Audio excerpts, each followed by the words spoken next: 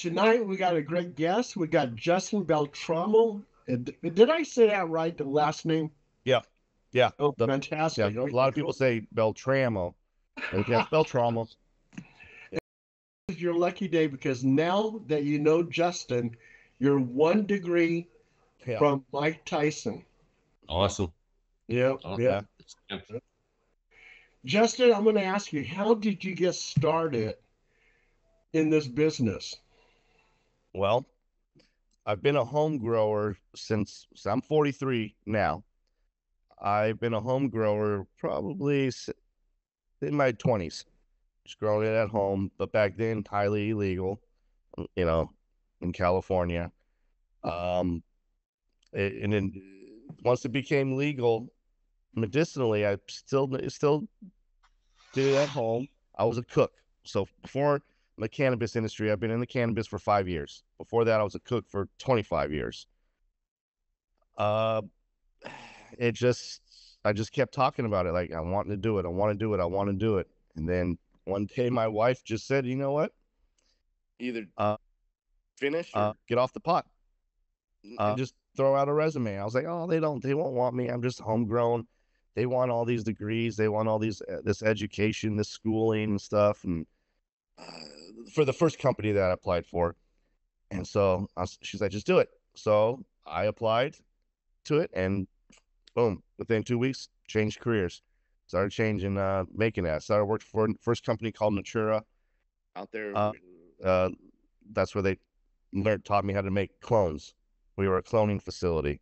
With the marijuana plant, you can clone the female plant. So you can get, which means one plant you can get, you through the process of her life which we keep her alive for about 2 months, we can get hundreds of plants off of one plant that we make, and they are an identical copy of the mother plant.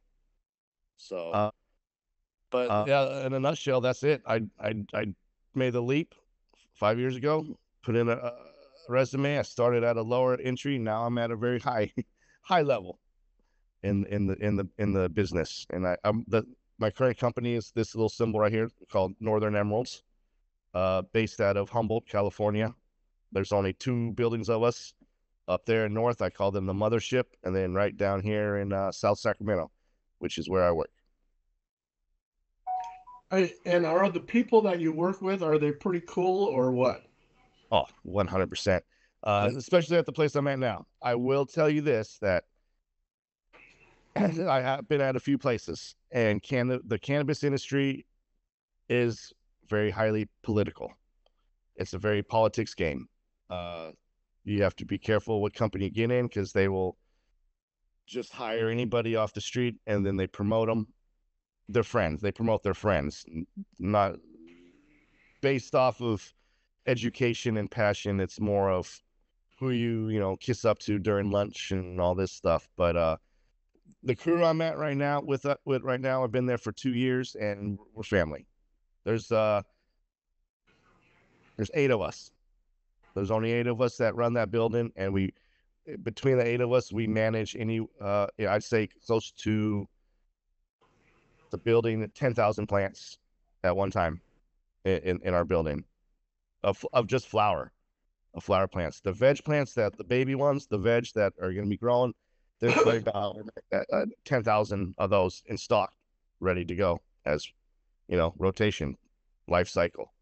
So, but yeah, no, my crew right now that I work with, family, Oh, cool, solid, cool. yeah, You solid know, like guys. I'm retired from California Department of Fish and Wildlife. Yeah, And so I got a little connection. Some of our wardens would go out there and destroy those illegal crops out in yeah, the yeah. woods. Yeah, yeah. So um, I wasn't too much involved in it. I just did a lot of the paperwork and stuff like that. But when you found out that it's now legal in California, how did you feel? Oh, I knew it was coming, and of course it was. I was happy. Well, there's two things: happy, and then I was like, oh, because then because even though it is still highly, or is still very much legal in California, there is still very much a street market, black market we call it the trap market. You know, the people that sell outside of the clubs, because you go to a cannabis club, if you want to buy an ounce, you're gonna pay $200 to $300 for stuff. Uh, I can, some people sell ounces for $50, $60, $70, so. But for me personally, I was ecstatic because I was like, okay, I know eventually that's a career that I needed to get into since I was a home grower, and obviously a very huge partaker in the in marijuana. So, and then I knew it was going to do good for the economy. It's hopefully get us out of debt here in California, and I think the first year was $4 billion, or maybe that's what we're at now, a year in cannabis, and it's just going up. And it was the Hearst Foundation that made it actually illegal because they put it out there that it'll do this and it'll do this, and they had these uh, uh, uh, films showing people smoking marijuana and going crazy and Yeah, doing crazy things. Yeah, and actually, marijuana is very soothing. It relaxes you and everything else. But because of That the was money, he was making more money off lumber, and he wanted to keep it paper and not use marijuana as paper and stuff yeah, like that, or that's yeah, rope yeah, yeah. stuff like that. Yeah, that's crazy. you Um, gotta, yeah, Paul, you gotta go back with that one. It's for anybody who's interested in the actual facts of that. That was the 1936, 1937 marijuana tax that they put on the tax stamp. And what happened was there was a device called the corticator that was about to be released. There was Okay. a Popular Science magazine, I believe, that released an article about it. And people don't realize, but like the Conestoga wagons that crossed the country were covered with the canvas was actually hemp canvas, and The the hemp, rope yeah. that every navy in the world used is actually hemp rope. Yep. And the Declaration of Independence is hemp paper. Hmm. I've So heard of that. Yeah. yeah, it's an absolute fact. Hemp paper is far better, better quality than paper created from the pulp of trees, and far Yeah. less destructive to the environment. And so Yep. we are one of the only countries in the Western world that don't make our own rope for our navies and that type of thing. It Hmm. wasn't until World War II that there's a guy, a legend. I can't think of his name right now. They made a documentary about him. I think he wrote a book called The Emperor Wear No Clothes. Jack Herrera. Have you heard the name Jack Yeah, Herrera? that sounds very familiar. So Yeah, well, familiar. they have a strain of marijuana named after him, Yeah. Jack Herrera strain, right? Yeah. So, Yeah. anyways, so he was the one who actually dug through the archives, the National Archives, and found this film that is called Hemp for Victory. And during World War II, we weren't growing our own hemp for naval rope, and so they actually created a movie to get farmers to grow hemp again, so that we could create our own rope for World War II. And that Yeah. was the only time we were allowed to do it. And then quickly, they went back to the ban against it and the whole. I mean, everybody's heard of that crazy 1920s movie. Was it Reefer Madness? Reefer yeah, Madness. yeah, yeah. Reaper Yeah, Madness. it was yeah, all that Yeah. type of negative propaganda and all the horrible things. People don't realize that, like in the 1800s, there were children's cough drops made with marijuana. Yeah. Um, it always was a medicine. It always was a great rope. It always was a natural fiber made for clothing and canvas Hmm. that people used from the beginning of time. And then, because the big business didn't want people to make their own medicines, make their own clothing, make Yep. their own anymore, they're like, we got to outlaw this. And Yeah, they got because a monopoly on that. Yeah. exactly, the DuPont Chemical Company came up with the way to make pulp-based paper by cutting down forests. They quickly made it illegal in this country. So that's the history behind that one. Now, Yeah. if you fast forward to 1996, you had people dying of cancer who were the ones who really were the heroes who laid the groundwork to get the medicinal marijuana laws passed. And Yeah. California was the first one, I believe, 1996. And Colorado.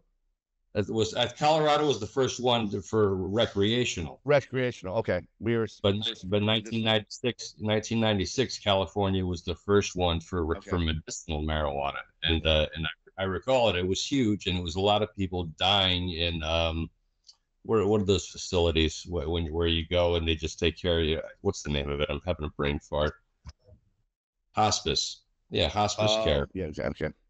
Where they just make you comfortable. They know you're not going to get better. They're just trying to make you comfortable on your way out. And holding your hand, yep. Holding your hand and then waiting for you to meet Jesus or whatever you believe in. It was that type of situation. And these were the pioneers of the marijuana movement, the modern marijuana movement. And these people paved the way. And in 1996, suddenly you were allowed to have it, but there was a catch. No, you couldn't legally grow it. So there was no way to get it. And so fast forward a few years later, there were only a handful of dispensaries in the whole state of California that you could get them. And then there were only a handful of doctors willing to risk their licenses to write you a prescription. One of which was a guy named Dr. Turnipseed, and that's a real name. And the guy was one of the first doctors in Sacramento to do scripts in Sacramento. I remember that firsthand. I will not, say how I know that, but I know that. Bill, where did you get all this good information? I'm like I said, I refuse to incriminate myself. But plead the fifth. Yeah, I plead the fifth. But yeah, I saw it firsthand. The Dr. Turnipseed's daughter ran his clinic, and Dr. Turnipseed, I will say, at the time when I met him, didn't seem like all his faculties were still there, but his license was still valid. And when you went into his clinic, the waiting line was outrageous. And I'm talking about like 1999, 1998, 1999. It was outrageous. You were in there all day trying to see him just for that little piece of paper. And then there weren't really any dispensaries in Sacramento. You had to go all the way down to San Francisco and Oakland. You got to go to Oakland. And what's funny is the first big dispensary in Oakland was right across the street from the Oakland Police Department. Or the PD. I have no clue. Oh, it was wild then. They did not make it easy for you. No, I had my card from a doctor. Yeah, I walked in. Wow. $150. 2 hours later, had a medicinal card. That was $70. Yo, in the field in Oakland, it was $70. It was what? It was $70 in Oakland, San Francisco at the time. You just go. They take a little picture in the wall. They tell you wait about an hour, come back with the laminate. And you know what? That should have checked out in court too. Yeah. Yo, it was 100% legal. They checked on it a couple times, and hey, that's what I told them. I said, if I'm paying $150, I want to make sure it's legit. But, so it was, I know. But yeah. Hey, but it was when they check that list, when they tell you like, hey, let me see that, and they're like acting like they want to see the shit because it looks real. Like, oh, I've never seen one of these. Let me see that. And they're like, and it's like, oh, this shit is. Hey, we might want to go over there. He's like, oh, okay. Yeah. That shit. Now that you're a professional in the field, I was always wondering the strains. Being as a kid growing up, again, I'm not saying that I did or didn't. I'm saying there was what they called Bammer or Bomb. Way back in the day. Bammer weed is bad weed. Yeah, that's that swag. It was called Bammer Brown, Mexican Brown. That's it. It's on like a brick. Voodoo Brown. Smell like gasoline. Bobby Brown. Boy, you guys are talking over my head. so that's why I'm kind of like. So, holy cow! This young youth. Nowadays they got it easy. Like back in the day, you go meet your dealer and you buy something for $5-10. What are you buying? You go home and it's oregano, it's cilantro, it's sticks, it's seeds, and even if you do have somebody you trust and you got a legit guy, like you said, the strains and even the potency back then was nothing compared to nowadays. And like I was saying, like these kids nowadays, they got to see what it's like to be looking over their shoulder, seeing who they're buying from. They experience that. Yeah, look on your shoulder, like this guy, trying to see where the meat making calls. You don't even have no, you got to go to pay phones and shit. It's not like you got motherfucking cell phones. I mean, you got to, and I mean, like I said, you just don't, you not only getting robbed, but the police and all the things, man. You don't even have that now. How long did it take you before you started relaxing and realized, hey, man, this shit is legal? How long did it take? It still trips me out. It still hits me now. I'm like, even now, like I was just sitting out. So I don't smoke in my house because, like, respect of my wife and sister-in-law, and we got the niece and nephew, so I smoke outside, and it's raining, so I'm out. I got my garage door open, but I'm in my garage, and a cop rolled by, and ooh, and I'm thinking, oh, fuck that guy. What the fuck? I'm still tripping out, even though it's 100% legal. I'm not doing nothing wrong. There's nothing, no kids around me. I'm in my garage, but I still was like, ooh. But then after he drove by, I was like, oh, fuck that guy. Yeah. So, but it's still, Yeah. It's Take a couple years. I'd say a couple years later, after it became legal, I was like, oh, okay. And once I started really smelling it around, because when you're driving around, you can smell it. It's everywhere. I'm gonna be guilty. When I was going over to Vibes, the pickup good place stuff, there was like 3 cops that would be waiting in line, but they were buying it for themselves. Okay. So, yeah, so there's a lot of cops now that use it. They need it. They need it more than anybody. Yeah. Yeah. Yeah. I didn't think they could use it, or admit it, but because once it is still federally illegal, but it will be federally illegal here soon, I think. Throughout. Well, the only reason I knew there were cops is because when we were waiting in line, I used to wear my Department of Fish and Wildlife shirt. Oh, okay. And so they would say, "Oh, you're with Fish and Wildlife?" I go, "Yeah." "Oh, I'm a CHP." "Oh, okay." And then it's like, "You're standing. You use it?" They go, "Yeah, when I'm not working." I go, "Oh." That's fine. When I'm not working. When I'm not. Yeah. Neither do I when I'm not using it while I'm working. You kidding me? Oh, hey, Justin, over at your place, you've had some notables that showed up. You've had Mike Tyson and you had 2 other people. No, just we had we haven't. So we own the company I work for, like I said, Northern Emeralds. We own Tyson 2.0, the flower. We own the strain. So it was actually last December. We were very fortunate where he came into our building and we got to meet him. He wanted to walk around, and he had his whole crew with us, his whole production crew and everything. We were not allowed to take pictures. They took their own pictures, but no, he came in and because he wanted to see who's growing his product, because we are the only ones here in Sacramento that grow Tyson 2.0 for all of California. You know what? Since I'm from here, I probably like in San Francisco, in Sacramento, in San Francisco, they had an elevated. The dudes were saying, "Hey man, you got to try that toad." They was talking about the toad was like fire, but they said all of them were, and it was priced, it was priced better than the other shit too. And then I know in Sacramento, because actually, I stay up there with I had heard about it before, but I thought it was the toad, man.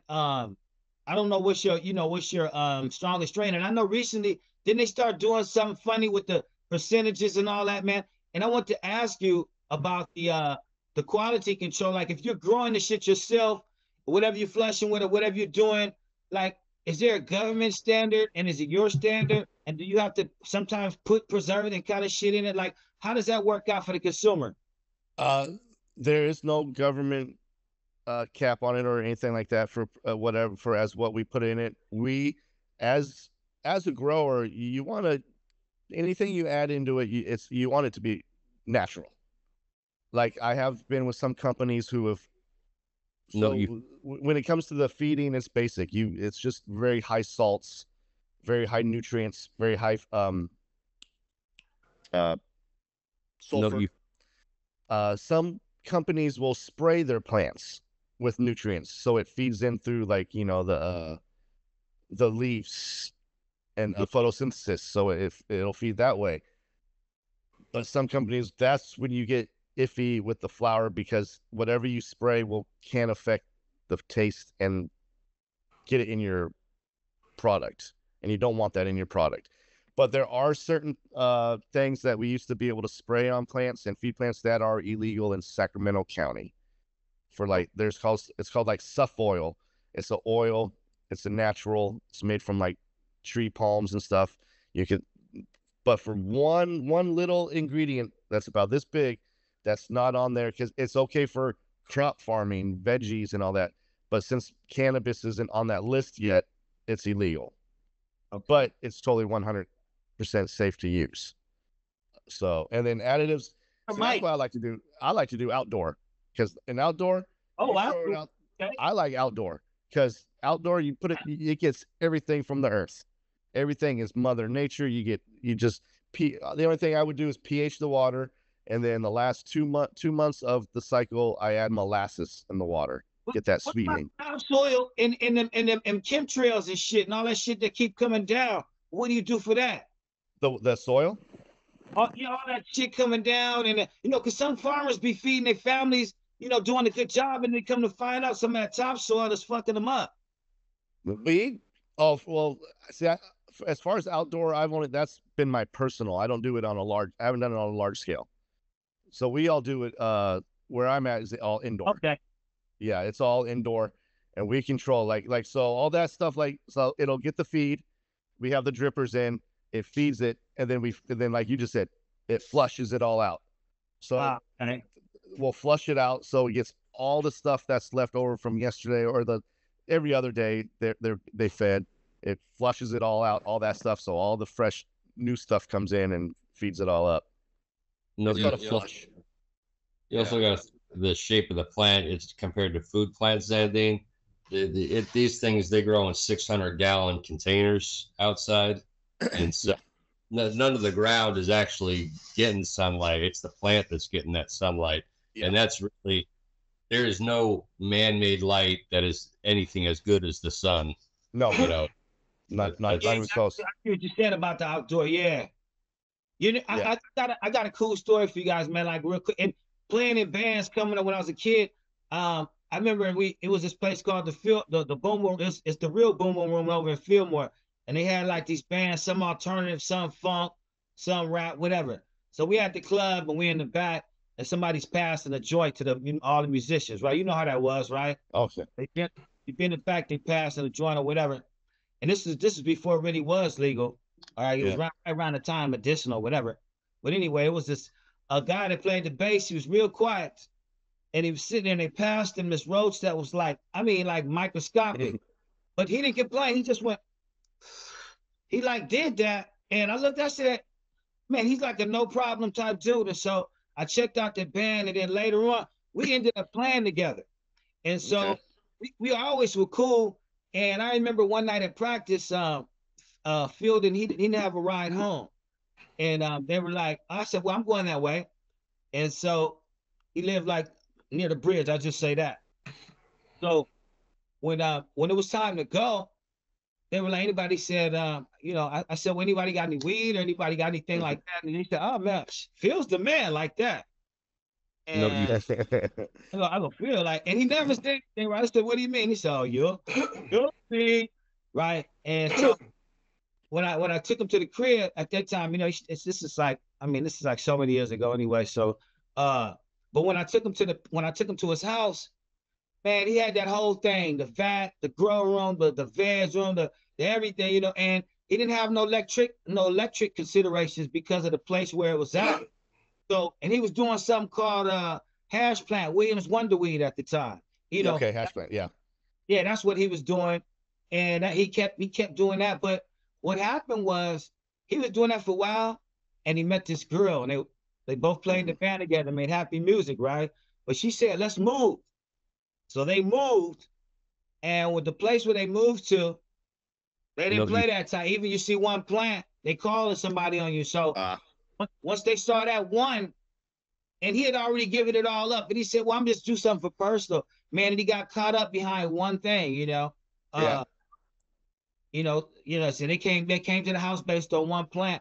And that was right before it turned, So today he wouldn't even had a problem at all. It was No. like you know. So, Every adult is allowed to grow 6 plants legally, without no Yeah. in California, no permits or nothing. Every adult in every house can do 6 plants. Justin, I know two places where you would love to go to. I've been to Amsterdam and I've been to Jamaica. And when I got to Jamaica, I was up on the beach and they had Rum Tuesday. So they had this big old barrel and they had rum in it and all kinds of juices, and you just drank it for free and you just walked around the beach. And I met this one guy and he came up to me and he goes, "Hey, Mon, you want Bob Marley?" I go, "Bob Marley?" I go, "Bob Marley? I mean, somebody's impersonating Bob Marley on the beach?" I said, "I would love to, listen to the music." "No, Bob Marley, man." I go, I don't understand what you're saying. He goes, "Ganja, you want some ganja?" Yeah. I go, "Ganja? What the hell is ganja?"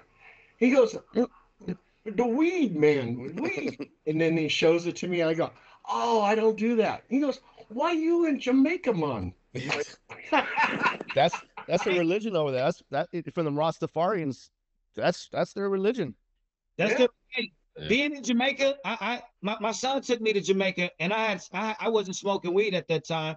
I had stopped. So, but my son, grown man, we went there and we was some water slide to do. So yeah, man, like basically you want some.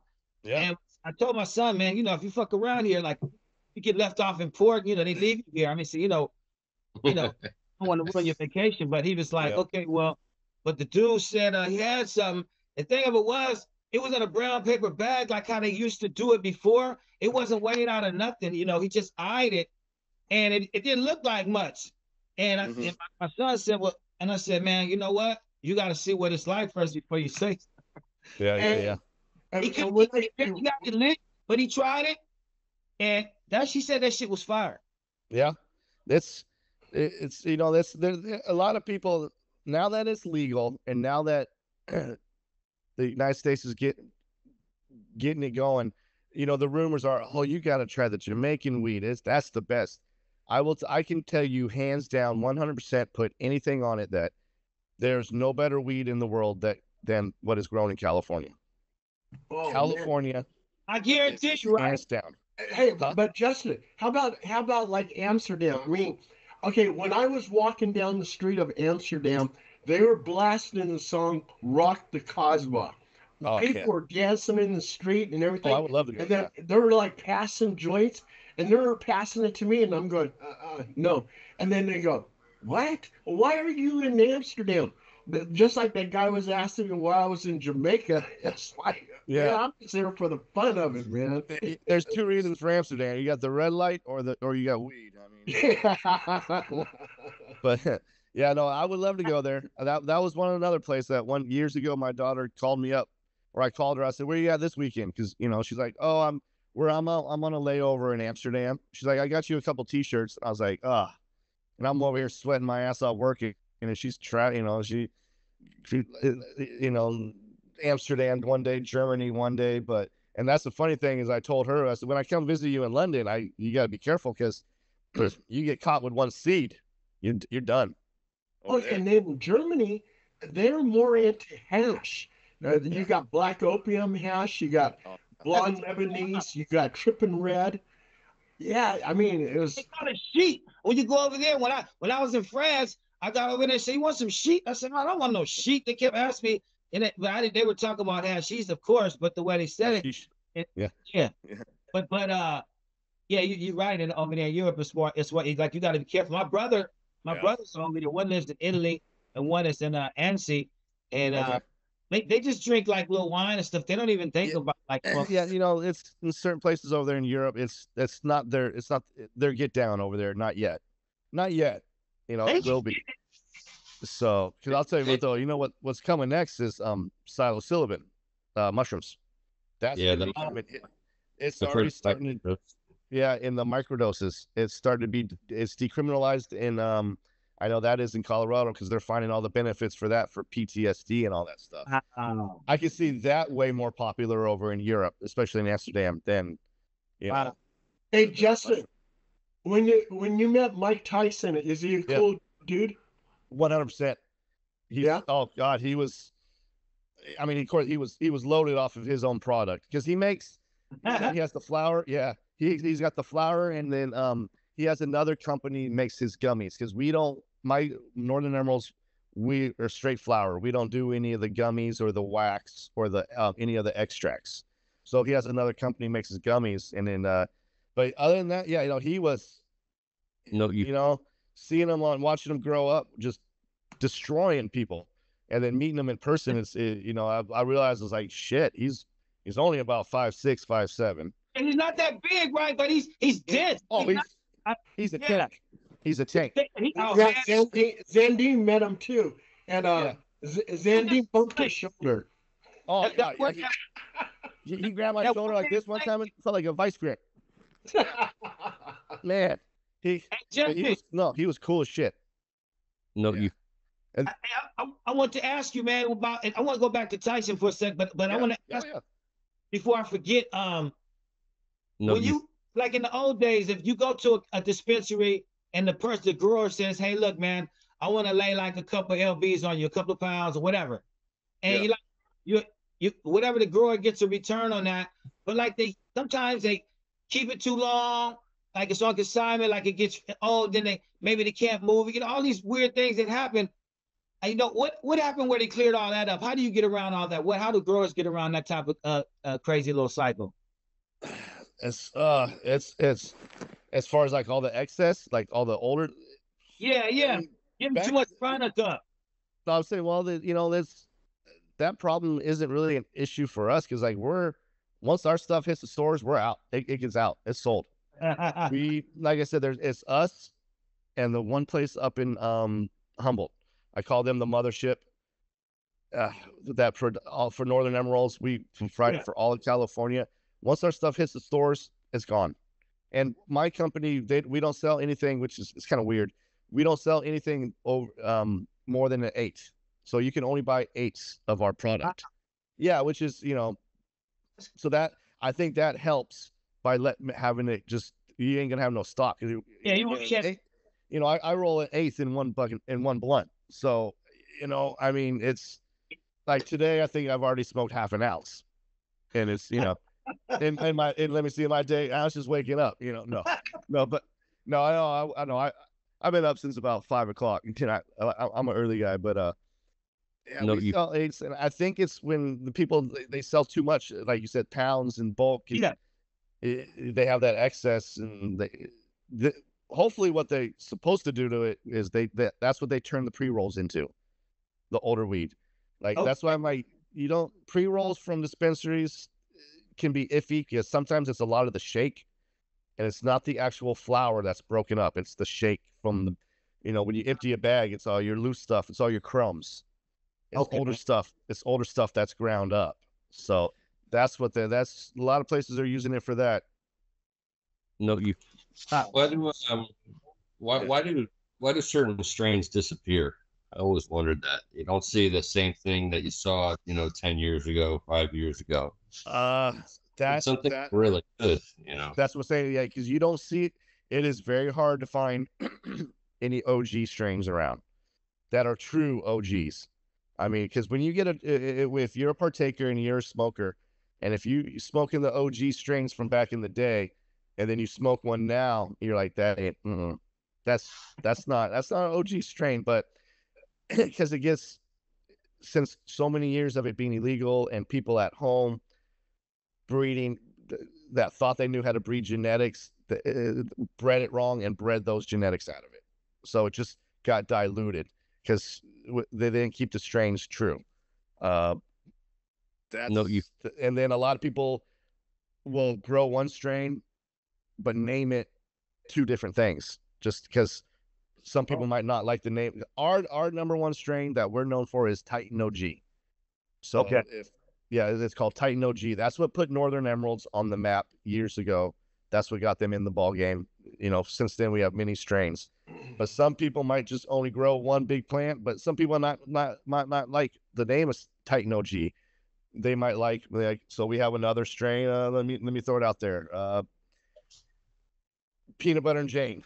They might go, oh, that sounds good. Or apples and fritters. Ooh, that sounds good. But it's the same thing as Titan OG. And so people are a lot of places and Yeah, companies to that too. So you went Northern Emerald? Huh? Northern Emerald? Northern Emeralds. Yeah. Man, listen. That's very huge, man. They blew up. I mean, I was thinking more of just the Tyson strain or Tyson brand, but that's crazy. Yeah. And then we just got the contract a few months ago. We haven't started growing it yet, but we got the Rapper Futures strain Evil, EVOL. So he's got a strain out, and so hopefully we'll be able to meet him. You know, Futures coming in, and then we just last week had his name's Paul Nobre. He's from Brazil because in Brazil it just became medicinally legal down in Brazil. So this guy is my boss came in to us, held me, hey, next week there's going to be some rich guy walking around here. He knows how to grow a little bit. Just, talk to him. He's a real nice guy. Just work around him. He's just watching us. Yeah, no big deal. Yeah. Come to find out that he is the ex-president of the Palmeiras soccer team. Oh, here. So this is what this guy, he owned the Palmeiras, and this is Italy F1, his F1 racing team that he owns in Italy. So he gave us these hats, but his name's Paul Nobre, and he's a lawyer in Brazil, and he was the ex-president of the Brazilian football, the soccer teams, and I was like, whoa, this guy is okay.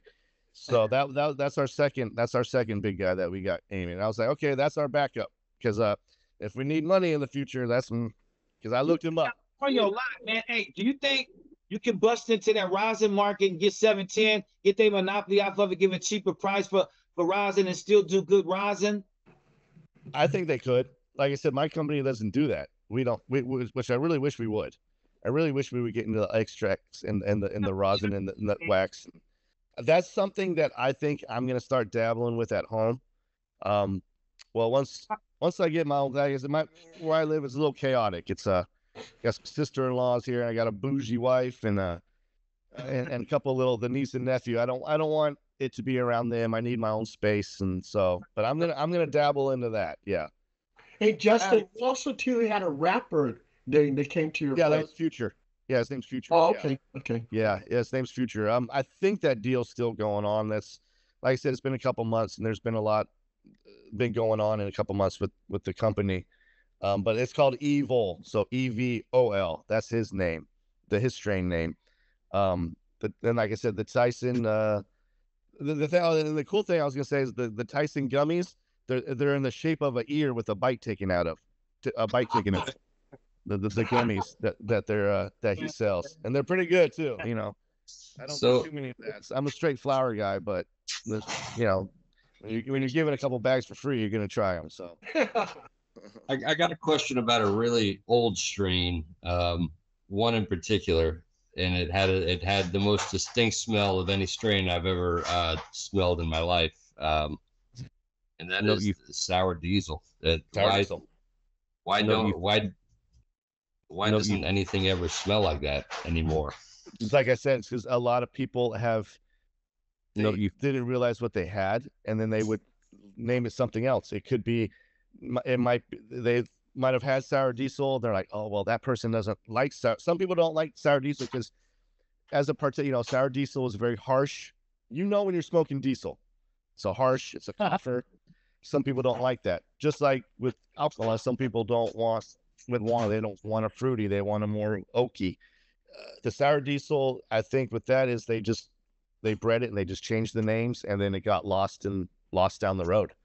I can't tell you this. I just popped some seeds at my work. Hopefully it's some very true, authentic sour diesel, and so hopefully my company is going to start bringing sour diesel back on the market, the genuine strain. We'll find out in about 4 months, 3 months, when we smoke it. That would be amazing. I just that, and there was one called Chem Dog, which I think came after sour diesel, and smells, like I said, I'm not admitting to anything, but those smells, if they had an air freshener that smelled like that, I would buy the air freshener because 100%. See, my wife is a non-partaker. She's like I said, she's very bougie. She's in the medicinal world. She's a research scientist. She never seen marijuana in person until she got with me 6 years ago, and she every day I come home with something. She like that, and but that yeah, like you said, that sour diesel, that is my number one favorite strain right there. If it's true and genuine, our Titan OG is pretty close to that right now because it has that sour, that diesel taste to it. Like I said, I want my throat and lungs to burn when I smoke it.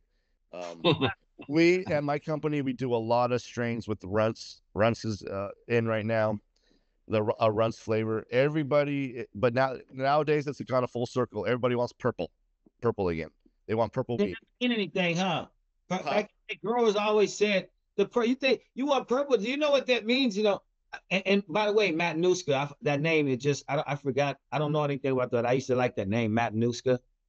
Matt Nuska. But No, you what you said about the purple, like back in the day, people would always say, man, why does everybody, especially a lot of brothers, they want it like they're like, man, look, they're purple, they're green, yeah, they're Yeah. like, like so what the shit is purple. You know what? Purple plants are 9 times out of 10 is a stressed plant. Some people like there are plants that will naturally produce the purple hue to it, the tint. But like when it's straight purple, raw purple, that means that they let the plants go on too long, because when especially outdoors, is when the cold weather destroys plants. Any water, when you got a plant, marijuana is a flower. Um, like no, when you you harvest outdoors, you want it, you're going to cut them down in October. You plant them in June, cut them down in October before the first rain. Okay. But to get that real deep purple, they let it go until probably around now Novemberish. They just cover them with the greenhouse. But no, a purple plant is a stressed plant. Okay. Some strains have purple hues to it. So but yeah, no, it's purple is, to me, Thanks a for lot of clearing people. that up for me, man. Huh? Thanks for no, you clearing that up for me. Oh yeah. No, it's and what a lot of smokers nowadays, which is good now that it's legal. A lot of people are educating themselves. Me, I don't really go on look or smell. I go on terps, the terp profile, the terpenes. Ah, Every plant, everything has terpenes in them. It's a natural thing. Even our human bodies have terpenes. Terps determine everything from the color to a plant to the scent of a plant. Um, no, you into not the structure, because that's the genos, the genotypes. We got phenotypes, which is all the terps, how it looks, smells, or how it smells, looks, the odor it gives. Then you got genetics, which is the structure of the plant. Well, I like how this bud is dense. This is strong, but okay. Okay. yeah, but the terps is where it's at. If you get a high terp count in high terp for a plant, you're looking. If you get something that's 3 to 4% in terps, you're getting really good marijuana. Um, Okay. Anybody can put. The bad thing about dispensaries is when, like, say, Northern Emeralds, we'll sell to bulk to, let's say, to Vibes. no, you We'll sell them pounds at a time. Okay. They determine the price of what they're going to sell it to. They determine on what goes on that label. no, What you you put, what yeah. They can put, oh, this batch was from this date. This is this THC level. So they can up it, and they can change the name of any strain that they want to. So like we might sell them, say, 2 pounds of Titan OG. Yeah.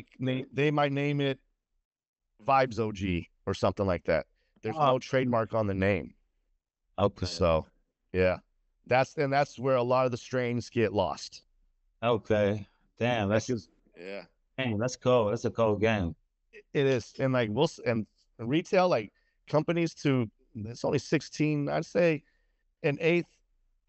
We sell them to the stores for $16 an eighth, and then they turn around and sell them. Our stuff goes for $50 to $60 an eighth in the stores, Northern Emeralds.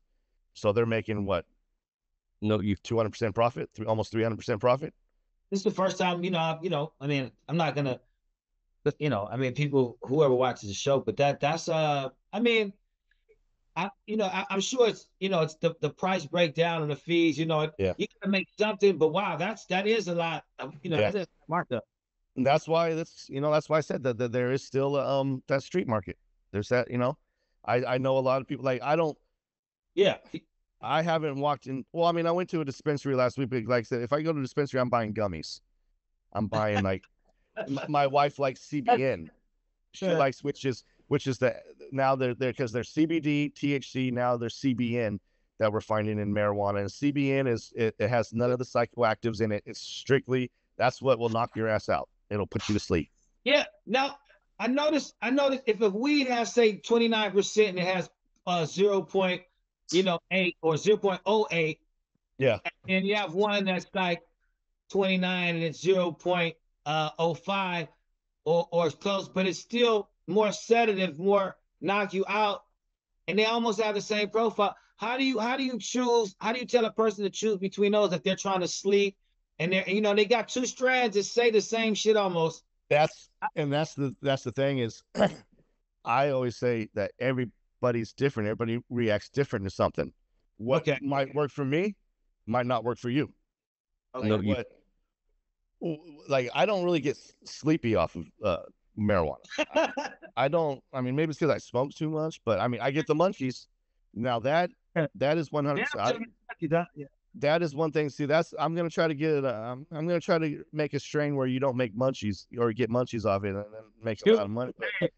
But as far as like if you're wanting something for strictly for sleep or like for pain, then I suggest that you go into the tinctures, like the oils, the drops. Flour. You're mostly doing flour to get high, but and that's what I do. I don't need any of the pain. I like the high. I like the psychoactives. But like I said, just I've smoked stuff that has been for flour anywhere. If it says anything over like 35% THC, they're lying. You don't really get anything stronger than that. I've smoked stuff that says 35%. I've smoked stuff that says only 10%. Sometimes the 10% stuff, I'm more slanted with that. It's just everybody's different when it comes to to that level. My advice is you just gotta try it. Just try to see what works best for you. Have you heard of the Delta 8, Delta 9, Delta 10s that they're selling in Florida? They were talking about it at work the other day, but I was on a work call and I was kind of hearing, and I haven't dove into. It's on. I have an article saved that I need to read. I know it's making a big progress. It's making a big splash.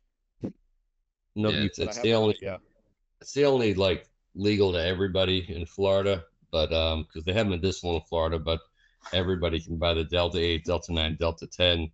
Yeah. And yeah, honestly, I just wasn't quite sure if you knew anything about it. Yeah, it's my boss he's really into that. Like I said, they were talking about it, and I heard the word Delta, and I just thought they were talking about that COVID strain from years ago, the Delta. So I kind of tuned out, but then I was like, oh, you guys, there's something going on. So I was like, all right. So they sent me the link to the article. I just haven't read into it yet. So back to the strain thing. You mentioned earlier very briefly that you can clone females. Yeah. You obviously don't clone the males because of the seeds. Yep. However, you need the seeds in order to keep the lineage, or yes. these lines going. Do you think the reason do you think cloning, although it's the reason why it's profitable, do you also think it's the reason why strains are disappearing is because of the cloning? I think so.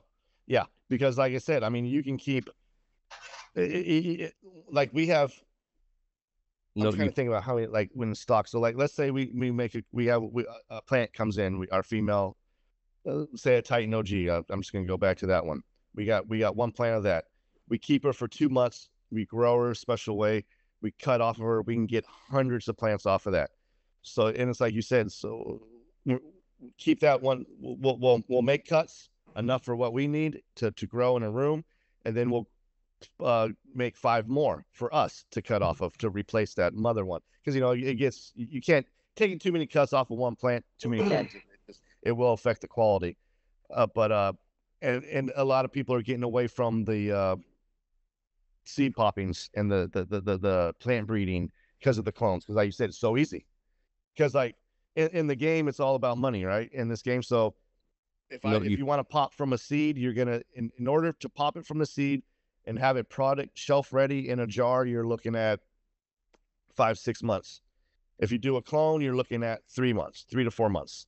So 3 months in a competing market is, you know, that's the world. And so people are just like, oh, it's just easier to clone it.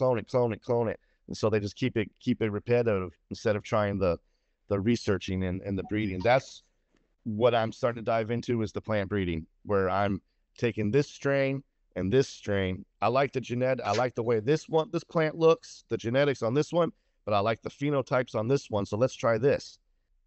You know, I like the smell, the scent, the taste off of this, but I like the way this male plant looks. So let's cross those to see if we can get a new strain.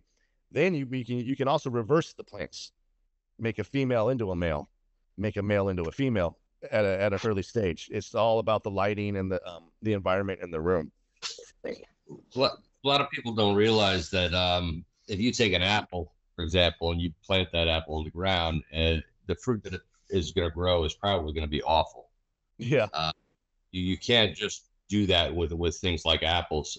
You actually have to clone an existing apple tree that you know bears sweet fruit. Yep. Most fruit trees are like that. You find avocados are like that, things like that.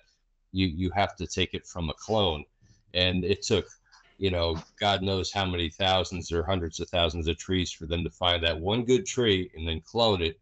Yep. And then continue the process that way. But that also leaves, you know, all these groves highly susceptible to parasites, to infections, to disease. Do you find that happening inside your industry as well? As far as, yeah, I mean, you're always going to have, as far as the pests, you're going to have pests. I've worked at one place, I won't say their name, but it was, we got clones from an outside source. We would get it from an outside source, and they were riddled with pests. And it was, you don't want it, with the bad ones. The company I work at now, we're good. We don't have any pests. Don't have to worry about that. And then what was the first part of the question? It was the cloning thing. Yeah, like the Cavendish banana, you know, is the modern banana, but there used to be a Big Mike banana that was before that. It was wiped out by blight. Oh. You know, have you seen strains disappear because of that?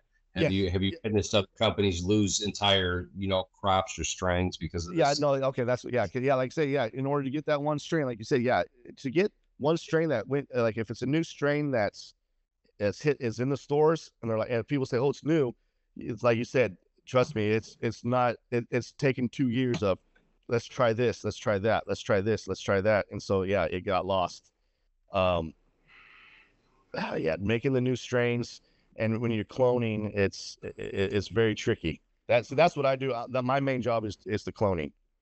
It's like the other day I did 900 cuts off of I did 900 cuts, so that's going to be 900 more plants that we're going to do. And like I said, those plants are going to have the exact identical DNA markup as the mother plant. So anything that mother plant, in cannabis, we have a thing, it's called the hops latent virus, HPLV, that can hit you kind of hard. It just makes the plant weak. It's the runt. It'll make a runt. And so that could be an issue. But if that mother has it, every single cut and every plant after that will have it if you take a cut off of that plant. Hey Justin, I got to ask you something. Okay, back in the 70s, I know that's too far back for you, but back in the 70s, almost there. 1981. Okay, back in the 70s, everybody was smoking marijuana leaves. I mean, and they would say, okay, you can buy a bag, 3 fingers, 4 fingers, and it wasn't buds, it was leaves. How can they switch from leaves to buds? Well, I mean, you're not going to really get high off the leaves. The leaves will have, when we call them sugar leaves or fan leaves. The only reason, like, there's a little bit of THC on there. It's just the residual from it being so close to the bud. Um, it's almost kind of, I mean, you can smoke it. I'm sure. I've never smoked just the leaf. It's almost like drinking. What is it like? Is it the Heineken? That's like 0.01% alcohol or whatever. It's like that. It's like, yeah, there's a little bit in there, but it's still the same. The taste is there, but the effects aren't there. So leaves, yeah, no. Hell, I'll bring a handful of leaves home to Tommy when it's in the vet before the flower. My tortoise, and she'll munch on those before the plant starts to flower though, because that's when the THC and the trichomes start really kicking in effect. Like once it's in the veg state, while it's still in the veg state, I'll take the leaves, I'll bring them home, and some people make tea out of it, but there's no psychoactives in it. Yeah. No, I can't talk over it. Well, what do Zendine, you're muted. Ending. you?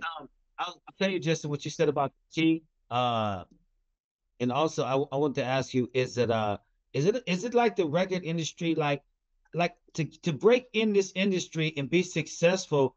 It almost, in my mind, because I don't know anything about it, but in my mind, it seems like getting a record contract or singing, like everybody can't just bust in, be able to, produce and, come up all the time, the quality control. I mean, there's all these things that like, Yeah. can you break it down for us, man? Yeah. Well, as far as that part, like I try to, like I said, I tell Paul, I'm the grunt guy. I'm the grower. I tell the people at my work, I don't want to know the politics of this shit. I want to come in here. I want to do my 8 to 9 hours a day. I want to be with the plants. You guys take care of the paperwork. But as far as that, as like building, breaking your name, is like, you just have to get in the game, and hopefully that you have a strain that people will like. And once that catches on, you're done. Like, look at Burner and Cookies. I mean, Okay. Burner came out. He had the rap game kind of like under his belt, but I mean, that helped him. But he came out with that one strain, that Cookies, what was it, the Cookies, Girl Scout cookies back in the day, and then boom, that off of that one name, now he's blown, he's worldwide. And then you got Khalifa with the Kush. Okay. Khalifa Kush, that's some good shit. That is some good stuff. Does he actually grow it? Probably not anymore, but it's his.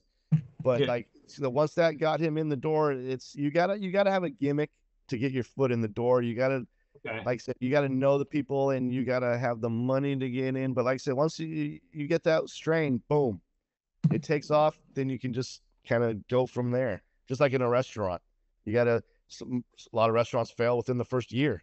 I've seen a lot of cannabis.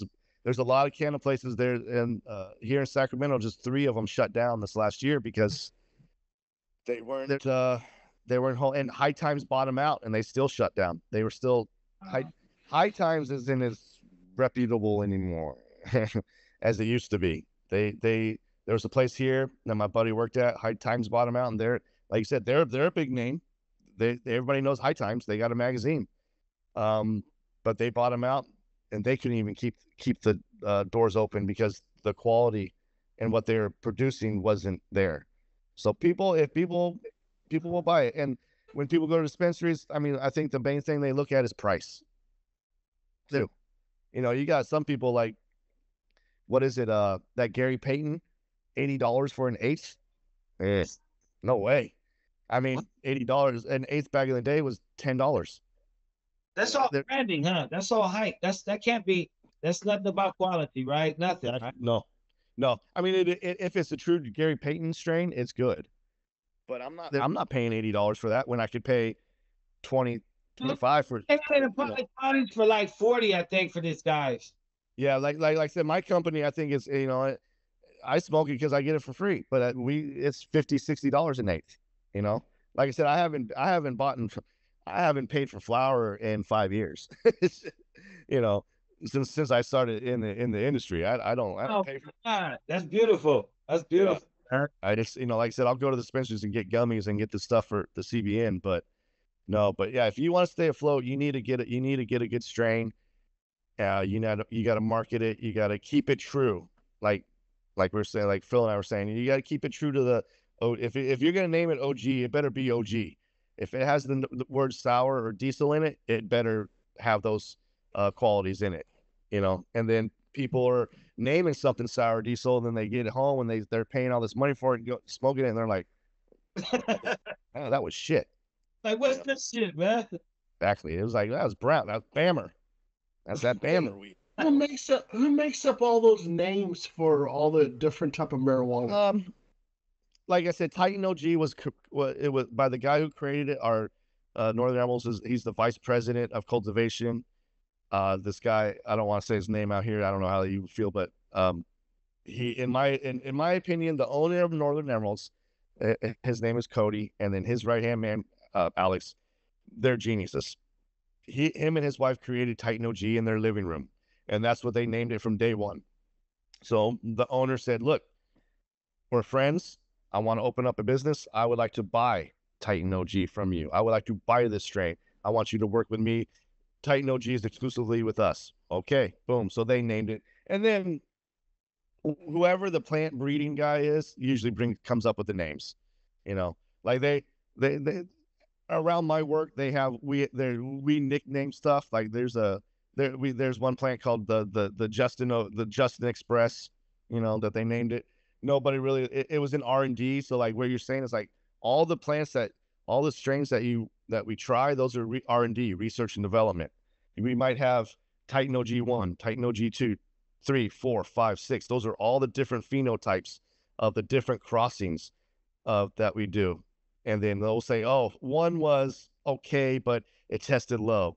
2, that was shit. It looked bad. It smelled bad, tasted bad. Number 3, oh, 3 is a winner. So then we're gonna go, okay, what was that with? Well, how was that crossed with? And then that's when a lot of the crossbreeds get taken out, and like we're saying, the names disappear because it's not the truest form, but it's still that form is in. It's like half brothers, half sisters, half siblings. You know, you got the same mother, same father, but it's a different, you know. What's the what's the oldest plant you've ever worked on? When I worked at a company, it was called Natura. They're here in South Sac. Supposedly there was a plant that we were in the room that we were cutting on. It was 2 years old when I started there, and I worked there for 2 years, and it was still going on.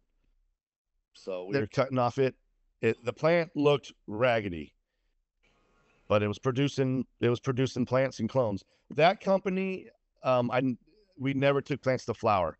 We only did clones. We only worked. We would make the clones, and then we would sell off the clones, outsource the plants. So I was never able to test the flower.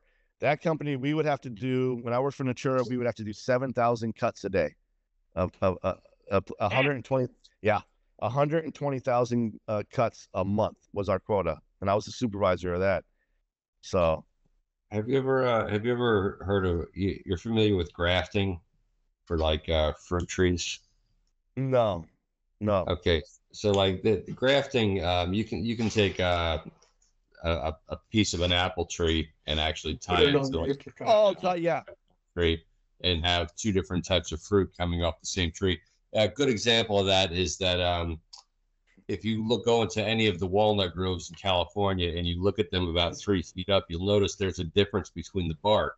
And the reason for that is that the English walnut trees will die in California soil. So what they do is they take California black walnut up to about 3 feet, and they cut them right off, and they graft on English walnut from 3 feet up. And so the tree is really half black walnut, half English walnut. And I was just wondering, have you ever heard of anything like that with cannabis? You know what? No, I've never heard that. I don't think it's done, because I want to say I've been around enough where I would have seen that. I would have seen that process. I don't think, because once a cannabis plant starts to flower, get the buds and stuff, you can't cut it, you can't clone it. You can take the cuts, but it's not going to produce anything, because then the pollen is introduced to it. So like I said, it's got to be a female plant. It's as far as maybe doing two females together, that would be interesting. I mean, that might be something maybe I would try. That's like I said, hey, I work in the R&D. Part of my job is R&D. It's we tinker around. Let's try something new. I could bring that up to my boss. He might know. Like I said, my boss he's man, his knowledge is like he's one of the guys. When you talk, you want to listen. And he might have heard of it, and he might be like, "Oh yeah, that they've tried it, but it doesn't work." But I've never personally heard of that in the cannabis. No. Have you? What's the biggest outdoor plant that you've ever seen or worked on? Well, any plant can get as tall as you want it to grow, as long as it's got the medium, the soil to grow in. Like I've grown outdoor plants that have gotten 9 feet tall. Yeah. When I lived in a different neighborhood, luckily I had good neighbors when I lived. It was here in Elk Grove. I had good neighbors because you got a 9-foot plant sticking over the fence. Some people don't like it, but I've seen 9-footers. I've seen, oh yeah. I got this one neighbor now though. It's kind of no, no. My neighbors are good over here. I wouldn't grow over here though. There's too many trees. I don't get enough sunlight in my backyard. But I've seen plants that like personally seen. Like my buddy owns Humboldt Habit, and they're up in Humboldt, and he owns the company called Clarky's. I've seen one of his plants 12 feet high, 15 feet wide. I mean, the big 600-gallon container jobbers. Man. Yeah, in the ground, yeah. Oh, see, I've been up there, up in the sky, so to speak, where you got to walk up the trails, and they got the compounds, and yeah. They were outdoor, but they had 600-gallon containers. Yep. For outside, and they were like you said, just that big. I've never seen anything quite like it. Yeah. And it was, and like I said, that's one thing with the outdoors. With the indoor, we control the lighting spectrums. We tell it how high to go, how far to grow. When you're indoor, you only have certain. You don't want it too tall. Like our plants are an average. They're 6 feet. That's about what we grow. And we use 1 gallon little pots. They're little dehydrated bricks that come in this little special bag. We soak those up and we plant the little the clones in those, and they're a gallon. We can get them. Our Titan OGs will stretch to probably close to 8 feet. But and then that produces about the way that we trim them, we call them lollipopping, cutting up all the stuff from the bottom. We produce about 2 pounds a plant. But if you stick that plant outside and let it grow and not do nothing to it, you're getting 10 to 50 pounds a plant, at least. So, yeah, especially in like saying those 600-gallon pots. But yeah, some of them get nice and big. I was just wondering if you were able to keep males and females to try to keep heritage plants. I'll just call them that, because let's say you wanted to preserve strains. Because there are other crops, seeds that are disappearing, food seeds, for example, that they're actually seed banks that they're trying to keep for future generations so they don't disappear. If you were trying to do the same thing for cannabis, if you were, going to be, that guy who has like a farm somewhere and tries to preserve these strains, how long do you think you could keep plants alive, or would you have to keep regrowing males and females on a yearly basis to do that? Well, like you're saying, like if you want to keep like a plant alive, you will have to, like I said, reclone it. You can keep a plant alive. Like we have so when we get new genetics in and we make enough for a room, we always keep extras, like 2 or 3 extras, just in case something happens and then we need to get more cuts. We'll keep those in. We'll call it the library. We keep them in the library. And with that, there's some that have been in there for a few months. Yeah, I mean, the number's limitless. You just have to cut it back down. You just trim it down. Like a gardener comes to your hedges and does your hedges, you just trim it down, and you can keep a plant alive for as long as you keep watering it. Damn. But oh yeah, it'll keep it just as long as you keep like a haircut. Just that's what we say. Every once in a while the boss will come in and go, hey, give those about a foot haircut. Got it. So you just lower the canopy about a foot. and then you do a special with the nodes. If you pinch the nodes, pinch the top. So a cannabis will go straight up. The very top is the cola. At a early level, if you pinch that cola, two will grow. So that's then you will go around, give it a haircut, you pinch every single top. So what? And a lot of people and everybody knows the top buds are the big buds. Those are the colas are those are the money makers.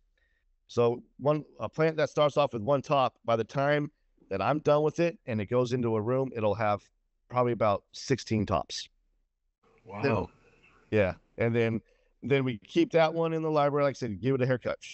But as far as I don't like to keep them too long, even if they've been sitting there for a month and it's a strain that we have plenty of and it's very popular, I'll say, hey, let's do a reset. So I'll go each plant, I'll take 6 cuts off of, make new ones, and then once those start to root, I get rid of the mothers, the mom plants, because that baby one's going to replace it. It's going to be fresh. It's going to be more sturdy. You know, like I said, it is when you're cutting off something too much, it is going to, you know, you're keeping something around a long time, it's going to lose its potency. But you get those new babies going. Well, it's keeping them alive in that sense is unlimited. And then seeds, as long as you keep them in a nice vacuum sealed and you keep them in put them in a fridge, years. You can keep seeds for years. I got seeds in my fridge, in a special fridge, and I got pollen from seeds in my fridge that once I do start tinkering around with it, that I'm going to start, you know, once I get the female, I'm going to start pollinating my own plants with some pollen that I have.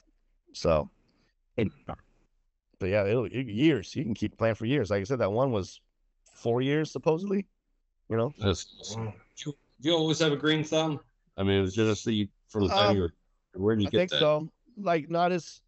I think it started. You know, it started off as a little kid, just helping my mom out in the garden and doing that. And then, like I said, 13 is when I first dabbled in the cannabis. And then once I hit that, I was like, ooh, okay, I got to start doing this. And then once I moved out on my own, and I was like, oh, I got a little closet now. Let me wrap it up in foil and you know, let me wrap that closet in foil and grow. And I'm in my college, you know, those college days. And yeah, you know, like I said, I would love to grow here in my house. Like I like growing vegetables. I like, you know, but my landlord here he in the closets. I can't even grow. I can't have a tent, and I can't even grow vegetables at my house.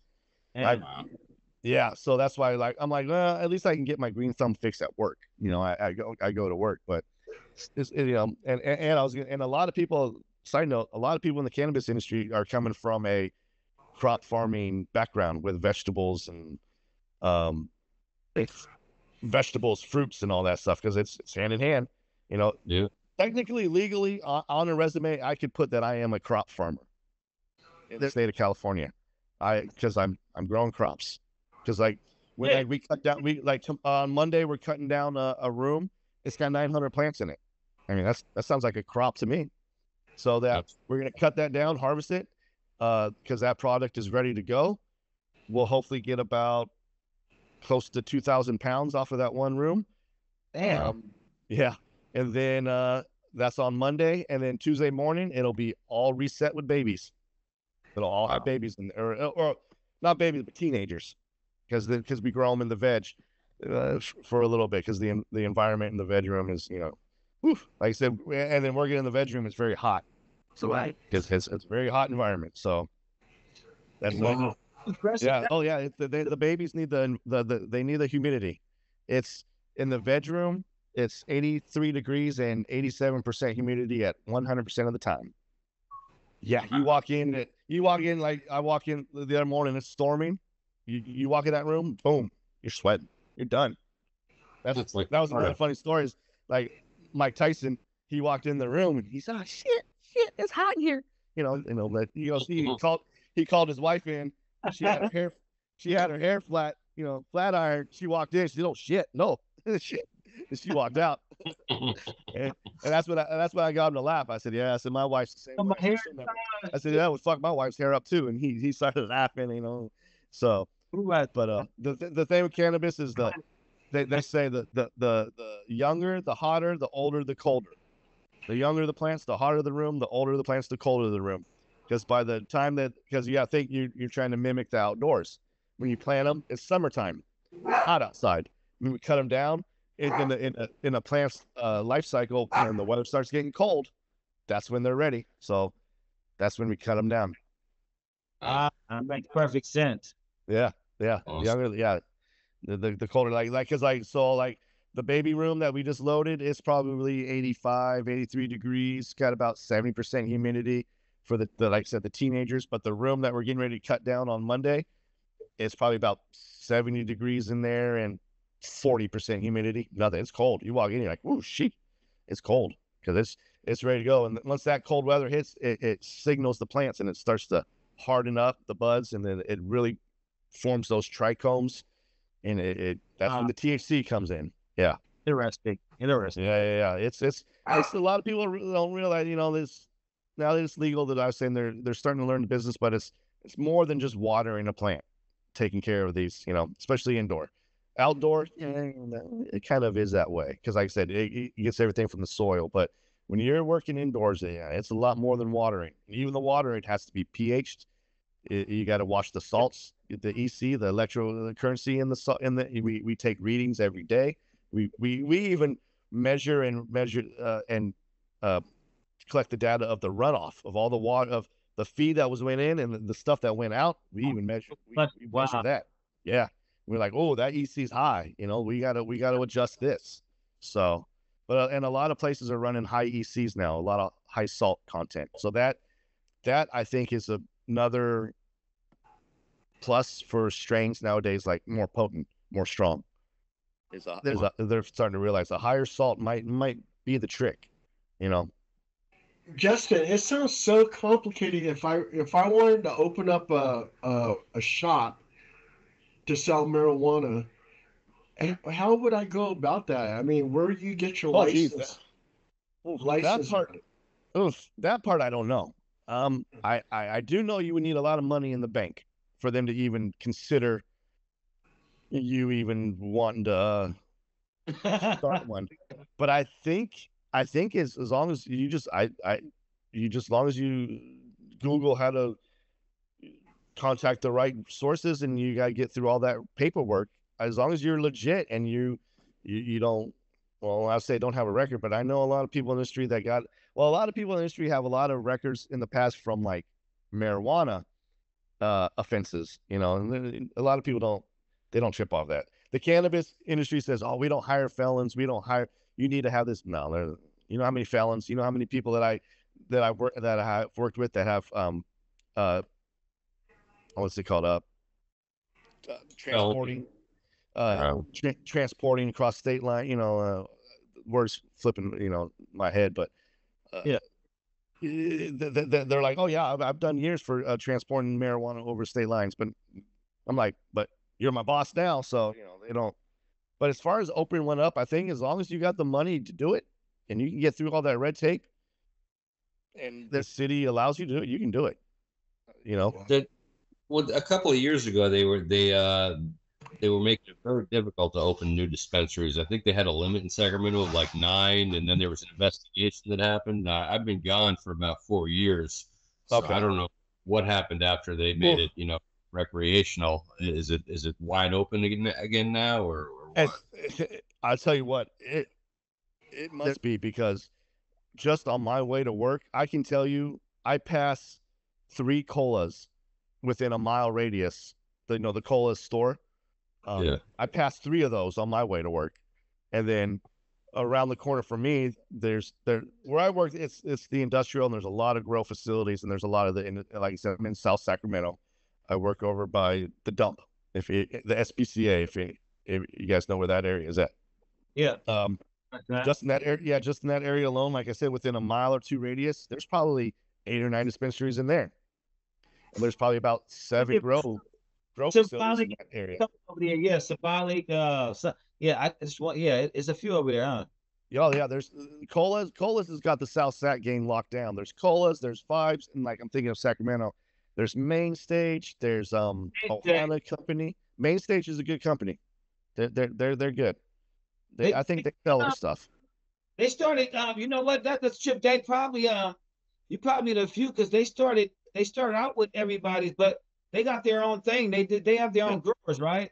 Yeah, yeah. They you can buy clone plants from them. You can buy like you go to the last time I was there to get some like gummies. It was a couple years ago. Right behind the counter underneath the lights, they had little clones that were 6 inches high, and I was like, whoa. I was like, okay, they're $25. You can buy a clone for $25. Take it home, and if you know how to do everything like I said, you can.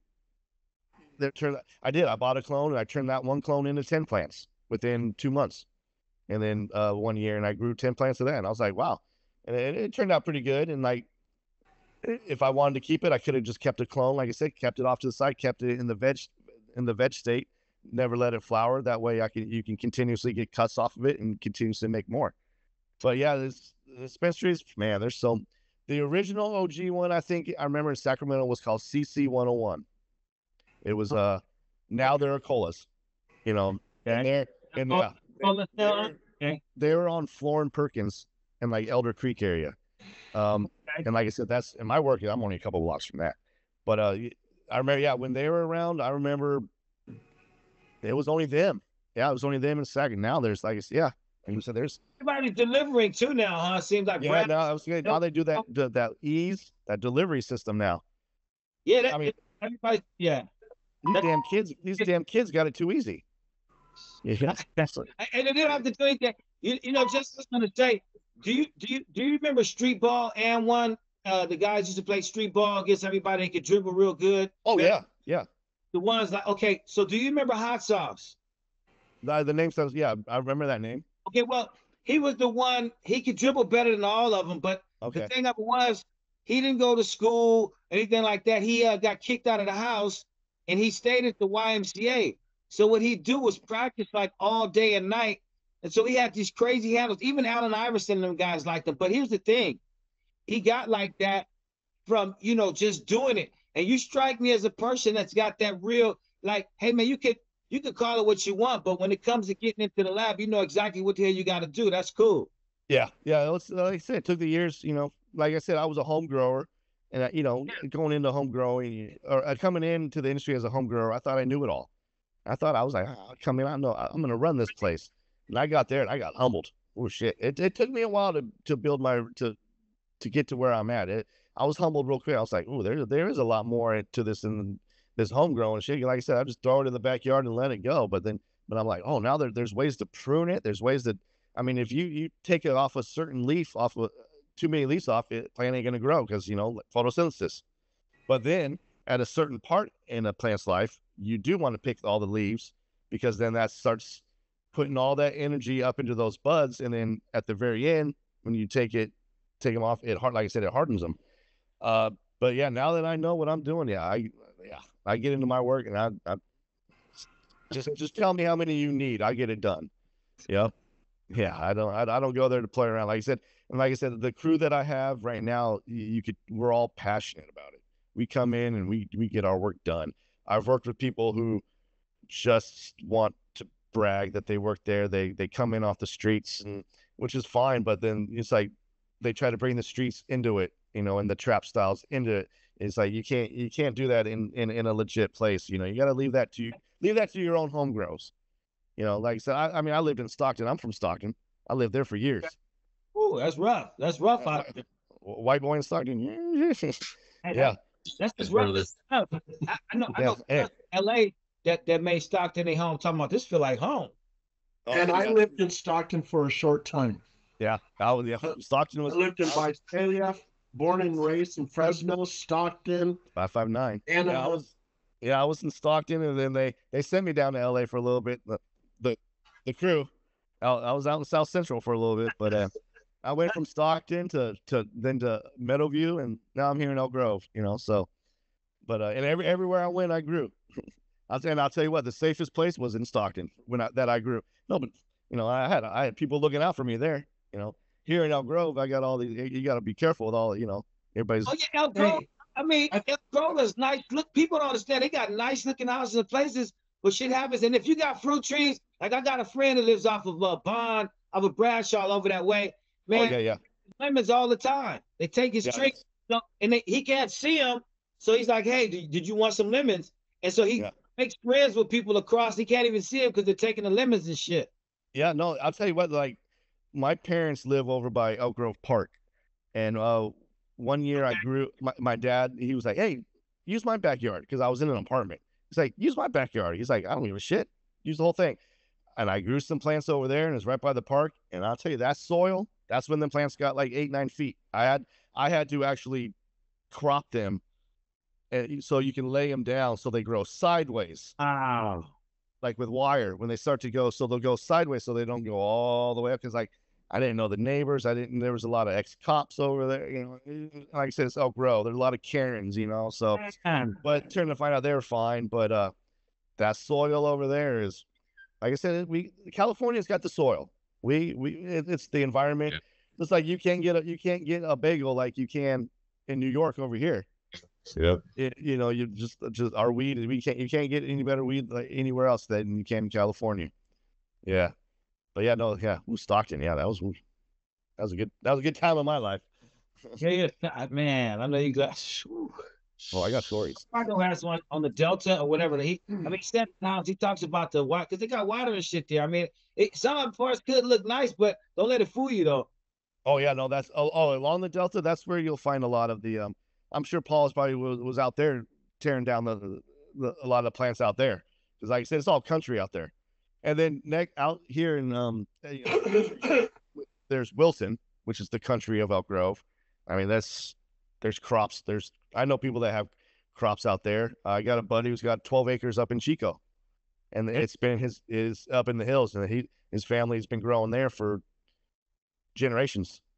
And I think the cops know about it, but they don't.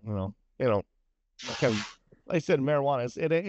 It's not the reefer madness anymore. Like you were saying, it's not the psychedelic. It's not the gateway. It's a gateway to healing yourself, I believe. But it's the future. They'll get it thrown out too. The police, nowadays, if you stop somebody for a certain amount and you're thinking, damn, I'm gonna get a conviction, you go in there and they're like, hey, listen, we got to pay for the gavel, open this damn door, turn these lights on, all that. They get a lot of the police get the charges get dropped and they get mad as hell, so they won't do it unless, I mean, at this point, it's a few points in most cases. It's also up to the cop and the judge because yes, legally, you are only supposed to carry a certain amount on you. You're only supposed to have a certain amount on you. Obviously, like with smoking it, not behind the wheel, and not out in open public. Nowadays, though, there's a new law where cops can't use a smell as a cause to pull you over. If they see it, that's different. But let's just say, well, like for instance, when we're done with this, here it's storming out here. My car is parked in my driveway. I'm gonna go sit in my car and smoke. Whoa. So my car will smell like it tomorrow. Let's just say a cop pulls up next to me and, hey, it smells like marijuana in that car. Pull over. Well, did you see it? Or you smell it? They can't use it.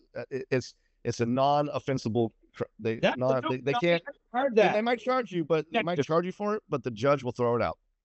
That's a game changer, though. 100%.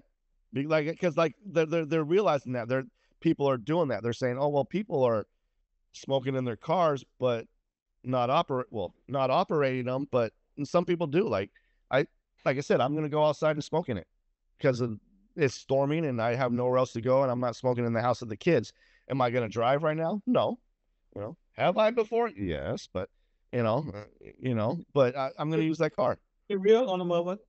Yes. Yeah, just keeping it. So but yeah, it's a game changer, this cannabis nowadays. And like I said, the mushrooms are gonna be next. that's a whole different people. Hey, all the healers say that's some healing, man. I'm late to the game, but about the dosages and how fresh it is, or if it's pure, that's the other thing though. But I heard that it's people are like talking about it. I'm not hip to it, but I hear a lot about it. Yeah, no, I had a buddy who ecstasy is the next thing too. Yeah, I had a buddy who he was working with us, and then his friends up in I think he went to Colorado. They're like, hey, We're starting our own company, mushrooms, psilocybin. Let's do it. He packed up and left, and he's been there for a month, and he's already made 13,000. Damn. Yeah, in a month, and that's just out of the spare room that they're selling out of. I mean, I remember doing mushrooms back in my tub back in the days, in my college days. Mason jars from the dollar store and putting them under the bed. You know, but and that's going to be the game changer. So, but like as far as like again, marijuana, that we're still learning every day the benefits of it. Like I said, I've opened up my wife's eyes to the game. Like I said, she came from a very strict no drugs family, education. Her, and then here she meets me, your stereotypical white boy stoner. But she's like, you might be that way, but when you get your shit done, when you go to work, I'm not at home all, I'm not. It's not that way. It's like you said, it's not the reefer madness. But does she partake? No. But is she open to it? Yes. She's like realized like, okay, there's a lot more to it. 'Cause she's learning about it.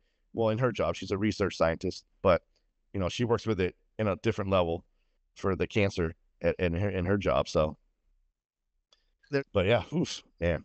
Last question I got for you, Justin, is what about that myth about the medicinal marijuana that was grown by the say like the Knights Templar, the one they fought over to cure cancer, that had the real CBD, because they talk about a CBD that's made, if it's fake or not, if it's real or not real, how people are faking the CBD. Yeah. But that crop they talked about that the Knights Templar was fabled to have grown in France, and they fought, wars over it or whatever. Is that true? I don't know. I just heard that. I don't know. I'd have to look into that. That's an interesting story. I've never even heard that story. Never heard that one. Yeah, I've never. I'll look into that one. But you did say something as far as like fake CBD.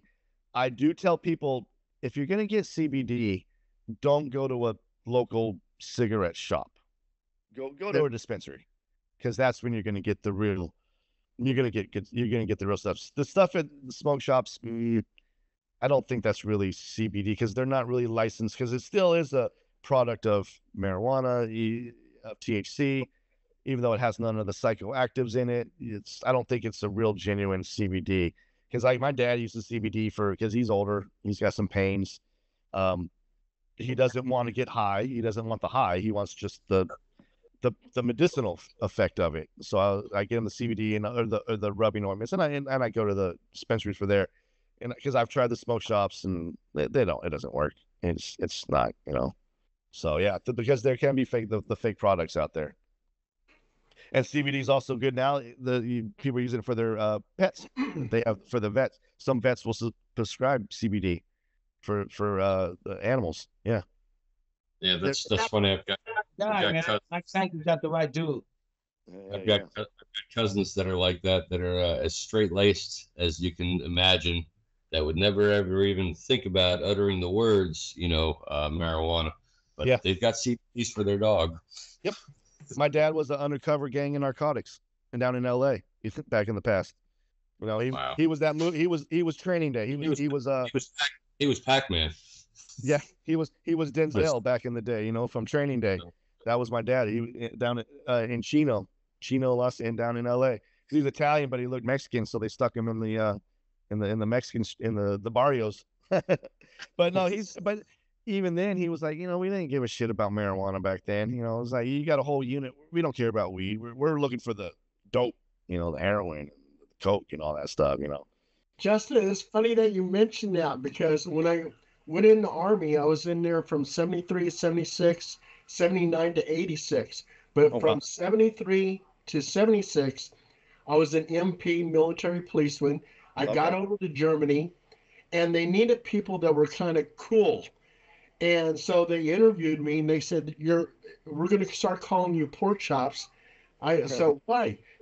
Because I was working with the drug suppression team with CID, Criminal Investigation Division, traveling throughout Germany, buying hash, heroin, LSD. We left the marijuana alone. Yeah. It actually was more hash, if anything else. And testified at Article 32s and court martials. So, but I was placed into that position because I was like a cool guy from the streets, San Francisco, you know. So yeah, That's cool. That's What a was hell of it? a job right there. That's a hell of a job right there. Yeah, yeah. And that's what he was saying. He's like, we didn't care about the weed. He's like, we was smoking ourselves. You pull up, you know, you don't want to look like a cop. Smoke some weed, you know. Because like I said, this was back in the '70s that when he was doing this. So like, cause you know, cause my dad, he's older. He was in he was in the army too, but he didn't do any. He was med psych. He was stateside, but yeah, and he dealt with the the guys who came. But no, after that he went to the gang of narcotics, and then once it became legal, I mean, it was never allowed. You know, like if they knew I was smoking it as a teenager, they different. You know, I would have been black and blue. But now that it's legal, yeah, like I said, nowadays he called me the other day. He's like, hey, you need my backyard? You can grow in my back. Mhm. You know, they don't. You know, he's open to it. You know. yeah, it's totally cool. No, I Yeah, they're mean, just like, yeah. as long as you're safe and it's legal and you're doing staying within the legal boundaries, he doesn't care. I said, hell, it's putting the money. It's I putting just money on got the table. one more thing for you. Okay, there's a new strain, and it's called New Jersey. It's called New Jersey Have Mercy, and a bunch of people from New Jersey smoke it, and it's sort of like reefer madness, and they see drones. Have you? It might be laced with some stuff. That might Oh, be. come on, man. He put your leg. Oh, okay, okay. Did you know that Mike Tyson smoked even when he was boxing younger at 16? He would Yeah. Dustin Model used to get mad at him and tell him, hey man, you need to stop smoking weed. So he would go with times where he would be training, but he would go over to Long Island and he get some weed and some other stuff too. But Yeah. it was in his life even back then. Yeah. Oh, I've and that was the other thing, that the good thing that once it became legal, and then at first, you know, when you go to a dispensary, the cool thing about when you go to like dispensaries is, you know, you sit there, and especially if there's a waiting line, you'll see 21-year-olds. You might see an 80-year-old grandma with her purse walking in because she's, you know, oh, I've been smoking ever since, you know, I was back in the day, but now she can buy it. You know, she doesn't have to hide it. You know, it's like those commercials where the kid's smoking in one room and the dad's hiding it in the next room, and it's like, how do I connect with my kid? And they're both smoking. Well, you know, I think I would say 90% of this country is smoking. You know, or at least tried it. You know, you got to it's got to be that high up in the number. So they say, except for the one that's in the other room. Man, I don't know if I could ever get her to do it. She's yeah, but she had a gummy last week, but it didn't really do anything for her. She didn't take enough, but I was Yeah, trying to get her to go to sleep. you know, she just no way, huh? Yeah, she's, you know, and hey, that's her thing. She'll, you know, just like some people like to drink. I don't drink. I Either. never I- I've never liked it. Never liked alcohol. Make me throw up. My son is, I only got one that does, but he's he's iffy about it. But my other sons, like, they like money too much. Yeah, yeah, Want to yeah, spend money on anything else, so they like, man, their friends, but they're like, man, I want to, they like going out to eat with their girlfriends and Yeah. buying whatever it is. So yeah. No, growing up, even in high schools and partying, and in my 20s, everybody, I was always the desert. I was like, hey, everybody drink, I'll drive. I was like, I got the weed. I'm the weed guy, but I'm not, you know, everybody knew me for that. But, and like my daughter, you know, like she knows, she's 27. She's, there, she's known about it her whole life. I don't think she's even tried it. I don't, even to this day. And like I said, she's been to Amsterdam, and she knows about my work. And like, you know, she almost kind of like looks down on it. I'm like, well, don't look down on it too much. That's what paid for your, the Greenwich University. So, you know, we went to school. So it's something you just, you know, you might maybe try it, you know, tell me thanks, but maybe I'll get her to. But like I said, when now she's in London, it's so highly illegal there. I mean, she's not, that's not their jam over there. But yeah, it's a fun world these days. It's a fun but crazy world that we're living in. But I do miss those days of, you know, looking over the shoulder. You know, can't Yeah, You kind of miss that. and That's what made the high better back then, because you were afraid. You were afraid. The fear was better. Exactly. That's what made it so. Because by the time you get home, then you got no papers. You can't. Not you get tired of people like that strand. It's like, what you got this time? Is it the same thing? Yeah, I don't know. They know damn well it's not, but they got to keep coming. But hey, somebody get that one strand and it's gone. They said, I don't know where it is. It's gone. Yeah. That's like, well, like with me, I mean, like I've been smoking on for the last 3 days, a strain from my work, and I'm like, okay, and then I'll go smoke something different tonight, and then you're like, ooh, that gets you zooted. I mean, you get used to you can get used to strains if you smoke, like, just like if you drink one beer every night. Well, you're gonna get used to that. So then you got to drink 2, you got to drink 3. So you got to then. Oh, I can't get drunk anymore off of 3 beers. I got to take 2 shots of vodka now. You got to switch it up. That's what I do. I kind of like to switch my jars up. I kind of mix match everything. So. Zooted. You didn't say zooted, huh, Justin? I said zooted. Oh yeah. That's coming for you, Paul. Zooted. The people in New Jersey, they got zooted, man. Yeah. Hey, you want some ganja, man? Yeah. I do. See. I do want to try. I do want to travel there. I do want to, compare. I want to compare the Maui Wowie that everybody's always talked about. I don't even think that exists anymore. That's what. It's not out there anymore. No. I think it's a lost strain. It's probably lost. Just like what you're saying with the sour D. The sour D, and then another one that's really lost is the Afghan Nights. Afghanistan. The old Afghan go or the Afghan Kush. Yeah, is Kush. Supposedly, I got a buddy who supposedly has seeds of that, but he's like, yeah, they've been in the fridge for like 10 years, and I was like, okay, well, they're 10 years. There is a limit on that. But he's like, oh, we'll sell them to you. I was like, no, we're good. But, you remember Headband? Mm-hmm. That's like Kim Dog. That was the time of Kim Dog. Yeah, Kim Dog. That's the other one. That's the other one. That's a lot like the sour D. Like when and it's funny is like East Coast loves the sour diesel. They love that sour, or that's what they grow. But they love our California sun marijuana. So like, let's say if I had a pound of our basic stuff out here to a fellow Californian, a pound would have only $400 or $500, if that, and that's kind of a high price. Oh, maybe. Yeah, nowadays. But if you want to sell it to somebody on the East Coast, I'll get 2 G's. You can get 2. They'll pay because they get tired because it's so cold over there. They can't grow like they don't, like you said, the atmosphere, the environment. In the 90s, we called it kind bud. Yeah, the kind bud. Yeah. But it's because I used to have cousins in Chicago. Well, I still do, but we'll just say I've taken a couple trips to Chicago, and came home pretty happy. But but like I said, the market value is, it's all up and everything's down. It's as far as what you're smoking is, I hate to say this, but I wouldn't trust too much of what the label says, which is unfortunate.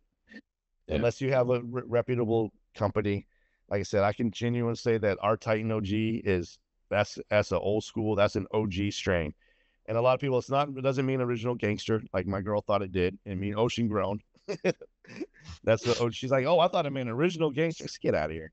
I said, just stop talking. And I was like, no, it's ocean grown. I said, it's humble. I was right there. You get up on the roof, you can see the college, you see the bet, you can see the ocean up in Humble, where I grow, or my company. Yeah. It's a whole different world now. Like I said, a fun one. And if we all smoked it, I think the world would be if everybody smoked, it'd be a lot better place. Like they would be mellow. They would be mellow. But we all be fatter. We'd be fatter than we are now. But happier. Exactly. That's like everybody here. Why do you smoke so much? The kids, they make fun of me and my girl. I'm like, why? And I say, to keep this house alive, because you guys be weighing on my nerves. And Justin, I was raised in San Francisco. In San Francisco, everybody was smoking weed, right? So it was like I would go to Winterland, and Curtis Mayfield would sing that song "Superfly," Oh, and you see everybody just lighten up. And then and every time I hear "Rock the Casbah," Is that I think my time in Amsterdam. yeah. I mean, it's even more so now. You could pretty much walk the streets in San Francisco smoking weed and walk by a cop, and they ain't gonna say shit. And Right. they're worried. They're more worried about the homeless shooting up heroin, right? And shitting right there. Yeah. right? Yeah, That you know, Creed on Gary, Leavenworth, Jones. It's crazy, man. yeah. I'm in The the last city. time I was in San Francisco, I saw a guy, a homeless guy, and he was by a tree outside taking a crap, and everybody was walking past him. Oh, I drove by that the other day on Stockton and 65th. Oh, I seen that the other day on my way. I see it almost every morning. I go through the hardest South Sac on my way to work, and it's you see it all. And then it's people are just driving by, hogging, people taking pictures. What the hell? What do you want to take pictures of that for? Right. to put it on TikTok Exactly. Oh, true. Yeah, that's and get a million media. views. Yeah, to get social media. Yeah, it's that's like I post a little bit on my Instagram. I'll post my work. I'll post the flowers, but you don't see no names. You don't see any of our tags. I'll just post the product and stuff. You never see me smoking on there. That's the youngsters. I'll see that for here, but nope. It's a whole different world. Like, and I'll never work at a job where if they have to say, "Oh, you got to quit." Sorry, nope. You can't blame me. I mean, at this point, my piss is straight pure THC. Anyways, I mean, there's no point. Like I said, I don't consider it a job. That phrase, when you do something you love, you'll never work a day in your life. I wake up in the morning, go there, spend my 8 hours there, and I'm working with marijuana, and I'm making all these new strains, and I'm producing this high quality shit, and I come home and I get to enjoy it. Come on. Yeah. Well, and it's, Live the dream.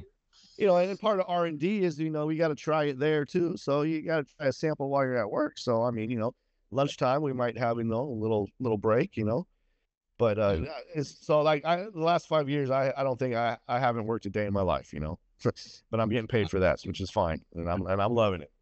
So That's awesome. yeah. And a lot of people, Thank you, Justin. Really yeah, appreciate no the conversation. It was great talking to you tonight. that was great. It's my first Yeah, time thank doing one you, of these. Justin. Yeah, it was my first time doing one of these. I was kind of nervous. I was like, oh man, this is Hey, you got to be honest. It ain't nothing to be nervous about. You know what you're talking about. I mean, I hope so. We went almost 2 hours, so it's I been. know. I It's was been just looking at that. I was like, shit, man, that's all right. Like I said, I got until Monday. I'm just gonna go out there now, smoke, see what's on.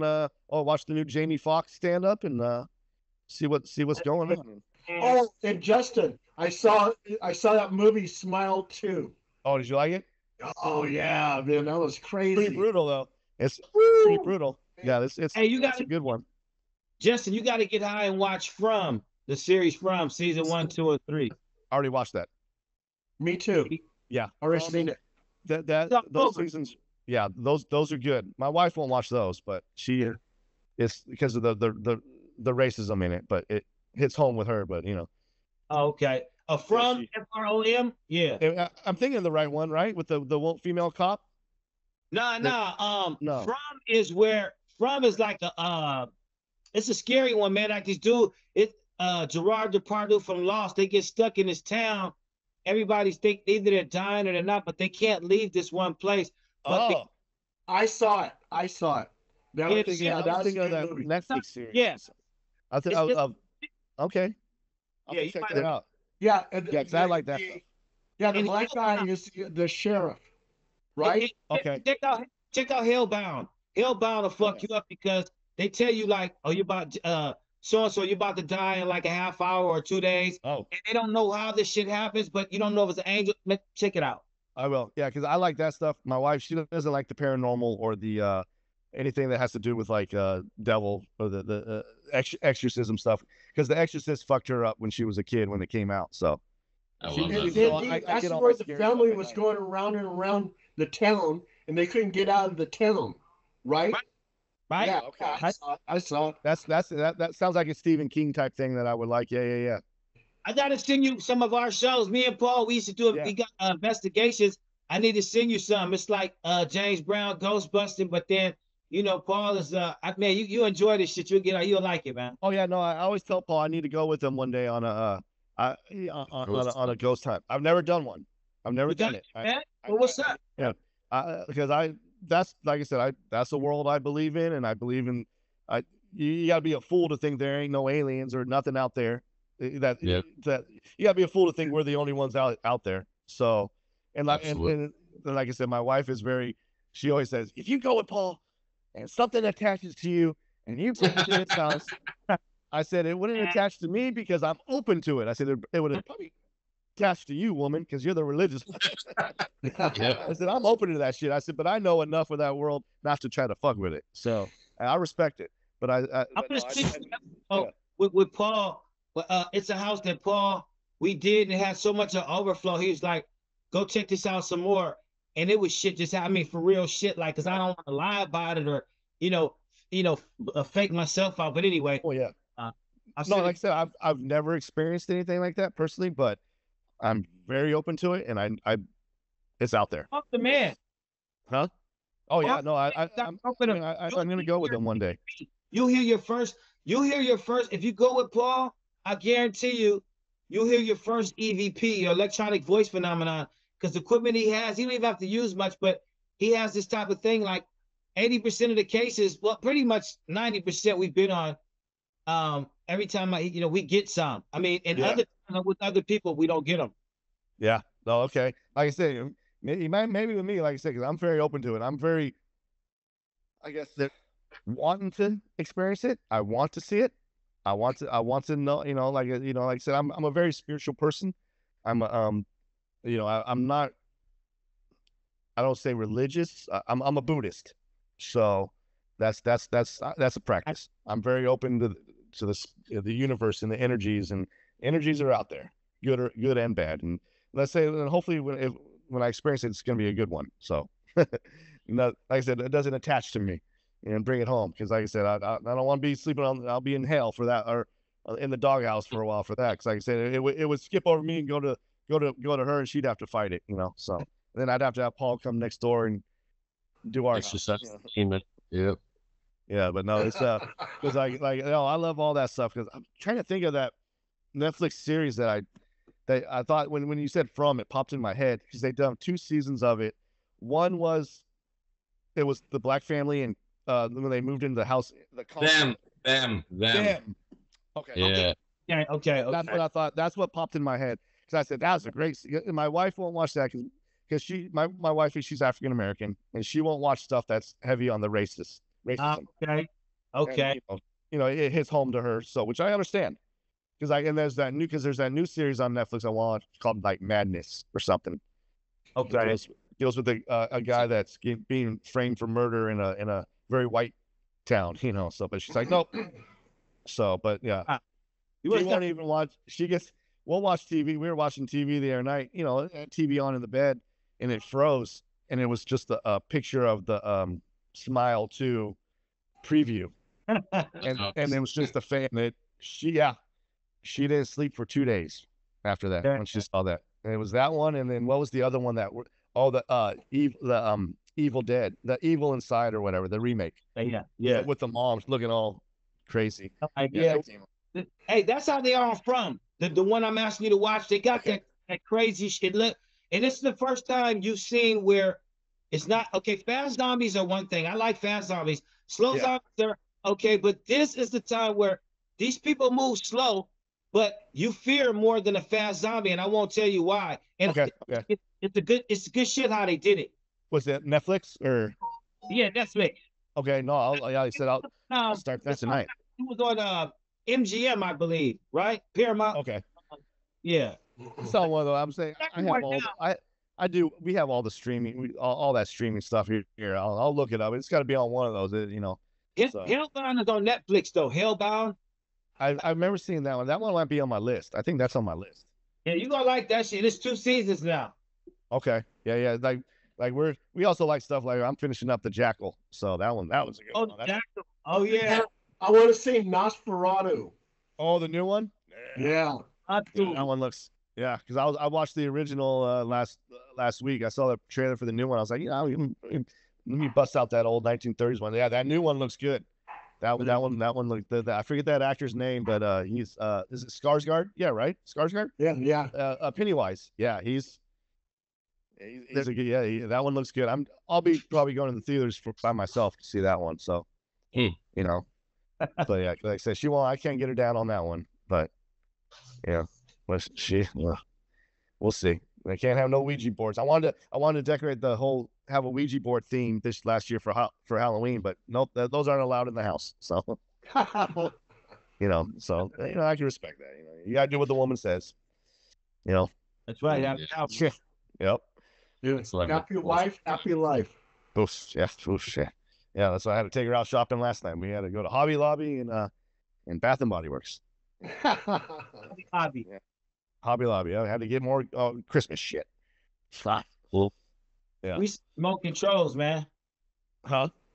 Give me some of the remote controls, man. Yeah. Then man. Hey, you know what? My kids are. I mean, you must got some beautiful kids. My son, he's half Sicilian, but okay. That's a nice looking kid. Yeah. See, I just got the one daughter. She's I'm Italian and Irish, straight down the middle. Her mom is Mexican. And then but my niece and nephew here, they're pretty good looking kid. They're half black, half Mexican. So they got the genetics, The boy takes more of the black side. The girl, she looks more, you can tell she's Spanish. But okay. They're like I said, they're a handful though. They're running around. Damn kids out there storming, they're out there playing in the gutters, earlier. And I said, well, at least get the leaves out of there. While you're outside, at least get the leaves out because it builds up right by my house and flood the whole street. Hey, Justin, you and me will go see Nosferatu, and Phil and Zandina go see Wicked. There you go. Oh no, that's that musical shit. Yeah, I'm a musical guy though. I want to see Wicked. Yeah, that one is shit. But I'm gonna wait for that one though. I've got a cracked Fire Stick, and my girlfriend started watching that bullshit, and oh my god, it's fucking horrible. That's the new Joker movie is out on HBO Max. I saw that. That was good actually. It just didn't have the ending everybody wanted. Which movie is that one? The new Joker movie. I saw it in the theater. It was a great movie. The problem is it didn't have the ending everybody wanted. Everybody wanted to become a badass, but he's not a badass. He's just mentally ill. I skipped Joker. I skipped Penguin because it's like I'm tired of it. I'm tired of Batman's villains. No, be like Marvel. Marvel brings out all of these superheroes. The Penguin series, they don't mention Batman. Well, I don't want to ruin it, but if you didn't watch it, I'll just say that they only mentioned Batman one time. But it's when you're watching the Penguin, it's a straight mob. It's straight mobster. You're thinking it's like if Godfather made a series. The Penguin series was excellent. Colin Farrell played that role. Wow. Man, that one's great. That one's all done. That one's done now. And I think they're gonna do another season. But yeah, that one doesn't have any superheroes or nothing in that one. But yeah, that was great. But the Joker 2, yeah, we might give that one a shot tomorrow. Yeah, I watched a little bit of Penguin, but then I just got bored with it. Yeah, I was saying it's not everybody's cup of tea, So, yeah. Like I said, I can only do so much of the Italian mobsters. Like I said, being half Italian and my grandfather in Chicago. I could watch Goodfellas over and over. I could watch Casino over and over. Yeah. And that's why I tell Phil to go get his fucking shine box. Because I'm Sicilian. Oh yeah. The Italian Sicilians. Yeah, you might laugh at that, but my son's grandfather, that's how he bought the house and built this thing. He shined shoes for real. When my parents moved over, when my dad came over from Italy, that's what my grandpa did for years in Chicago, shine shoes, and then he opened up his own deli. Yep. You never seen the movie Casino? Oh, I have. Oh yeah, 100%. Oh yeah. That's the whole. That's a great one. That one part is like so violent. Oh yeah, and just the way he says it too. When he takes his drink and he just the way he says it, he's just like, just go get your fucking shoot, and Yeah, motherfucker. Yeah, Joe Pesci. You Yeah. motherfucking muff. Yeah, hey, he, Hold him he there. said the wrong thing. Yeah. He got handled for it. So he's stuffed in that trunk. So because of that. You know, Justin, you're a funny guy. I tried. Oh yeah. Funny how? Like I amuse you? That's funny the way you tell your stories. You know. Yeah. Shit. Goddamn it, Paul. Don't make me go knock on your door. Shit. All right, fellas. I think we better wrap it up. All right. Thanks again, Justin. It's great meeting you. Right on, Justin. Oh yeah, that was a fun interview. Yeah, next time I come on, it'll be after I go out with Paul and we get some of the EVPs and shit, you know. Great. All right, brothers. Have a great night. Thanks again. Thank you. All right, Jake. Okay.